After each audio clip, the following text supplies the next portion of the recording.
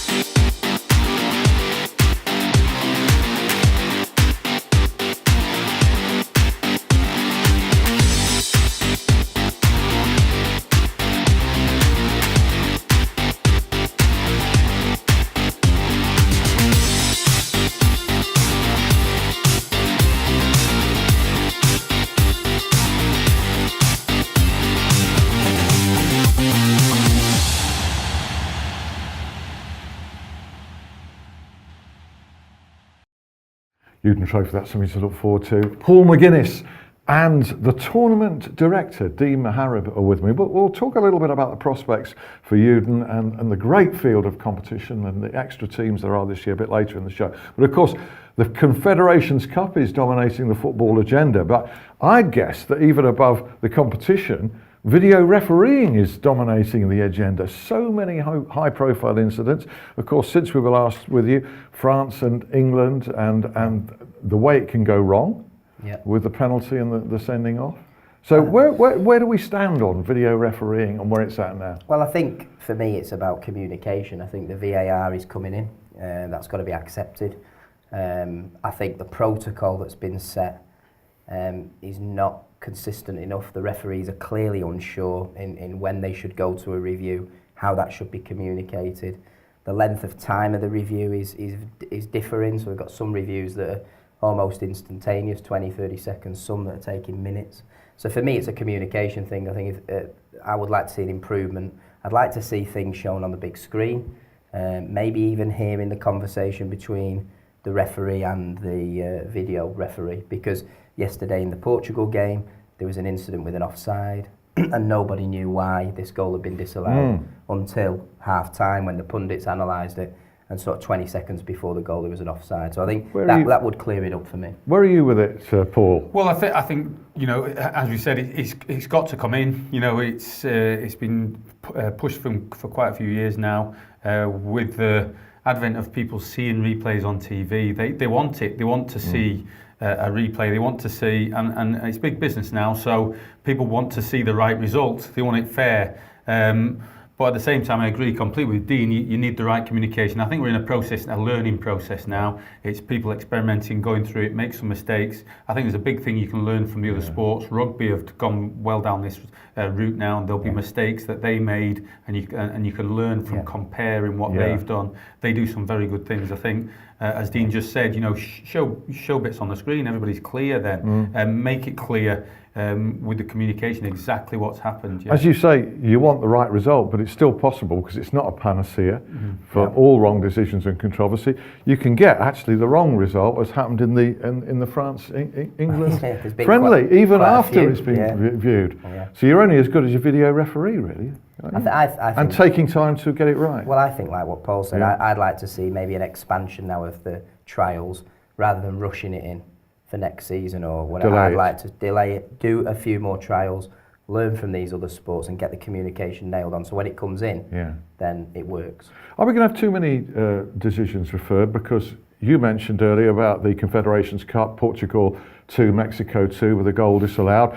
Cameroon 0, Chile 2, video refereeing was active in that. There was a goal ruled out for offside in this one, and Chile's second goal had to be kicked upstairs as well before it was allowed. Is there going to be a reflex for referees? I think they're willing these trials because I think it's new.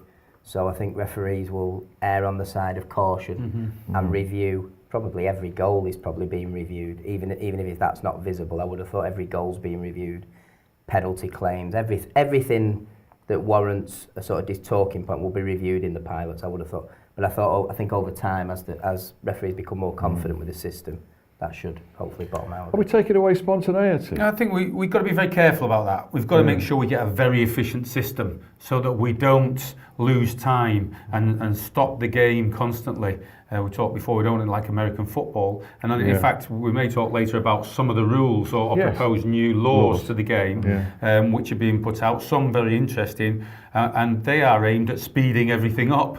Yeah. So we can't be speeding everything up with new laws and then taking time away too much with the video refereeing, But in the case of going back to the France-England friendly for the final time, Keith Hackett's belief is that not enough time was taken on it because some replays suggested that, it was a trip, it was a penalty, or it was a foul, etc., and a red card, but that one crucial angle, which you'd had to sift through a lot of viewings for, showed clearly that it wasn't. From what I understand, in the truck that the video referee sits in, they've got access to all of the angles. So Keith's point's a valid one in that they may well have just looked at one and thought, oh yes, penalty red, when actually there's an angle that clearly shows that the player's tripped himself, and therefore you could argue it's not a penalty. It certainly wasn't a red card, whichever way you came down. And when they've sifted through it, bang, put that on the big screen and everybody's, right. Did you notice, by the way, in the under-20s, the FIFA under-20s World Cup final, how when stoppage time was underway and it showed a minimum of 4 minutes, during the stoppage time, the clock changed to 6.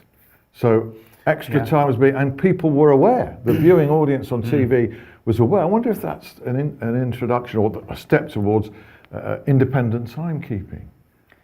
I think it will happen. I mean, the new proposals, which we'll probably talk about later, one of those is to reduce playing time, have 60 minutes with a stop clock.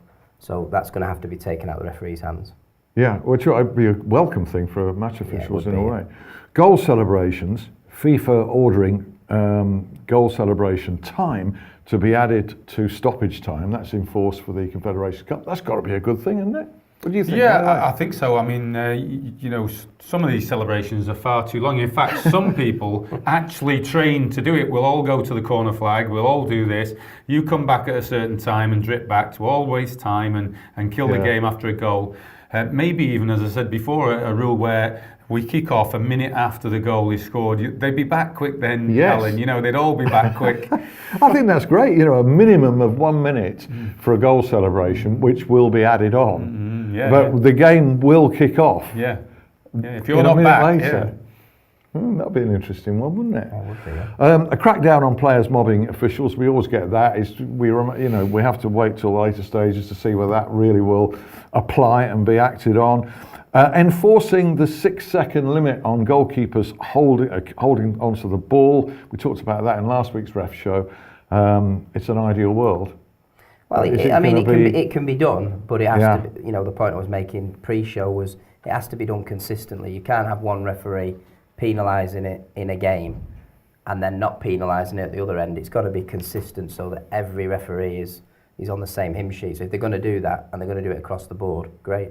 I know one proposal that's being kicked around, so to speak, really has taken your attention, Paul, and that you quite like. Just tell us about that. Well, it's a proposal that you can pass the ball to yourself from a free kick, a corner, or a goal kick. So if you were fouled, you're on the run, put the ball down, put your hand on it, you could go off and dribble again. Now that could be very exciting. With all these things, you have to trial them because everybody sort of, they always bend it to their own advantage that can be maybe not the desired effect that rule was really used for at a certain time. Somebody might then be able to quickly go and waste time and use it that way. You'd have to see how it worked, but you can see there's potential for it being very exciting. Speed the game up instead of a ceremonial free kick from somewhere in the centre of the field to get the ball dead and whatever. What do you think, Dean? You're no good for me when I was reffing. You want to take a breather? But no, I mean, the principle of it, as Paul says, I think let's have a few pilots on it because it could dramatically change the way that football's played. I mean, a lot of Paul's the expert on coaching, but a lot of the coaches are all about passing the ball and moving the ball. If you can actually, at a set piece, take that ball yourself, then maybe we'll see a lot more dribbling, a lot more attacking play. Well, it would definitely promote dribbling because if you dribble, you're fouled, and you can dribble straight away. then it would promote that, and I think that's exciting. Messi and Ronaldo are going to have even more of a field day. They're not going to pass to anybody but themselves, are they? Just going to take it on, and it would also maybe cut out some of the rather annoying delay while everybody grapples and pushes around in the penalty area from a corner. You eradicate one problem, you create another, and I think the problem I can see there, if I was a defender, the first thing I'd be doing is I'd be on that ball. If you give a free, if they can dribble, you're going to be on the ball. So it's going to be then, how does the referee then manage the 9.15 metres? Is it still going to be 10 yards? Are they going to bring it narrower? Are they going to have a special case when the free kick's awarded, a player's got to retreat? It brings up a whole lot of questions. You'd have to trial it, but yeah. Right, fascinating stuff. More to come in part 2, including a look ahead to the Youdan Trophy with the tournament director here, and a stat that has taken the eye of one or two ex-officials on You Are the Ref: the low number of red cards in the Premier League last season. Do rejoin us.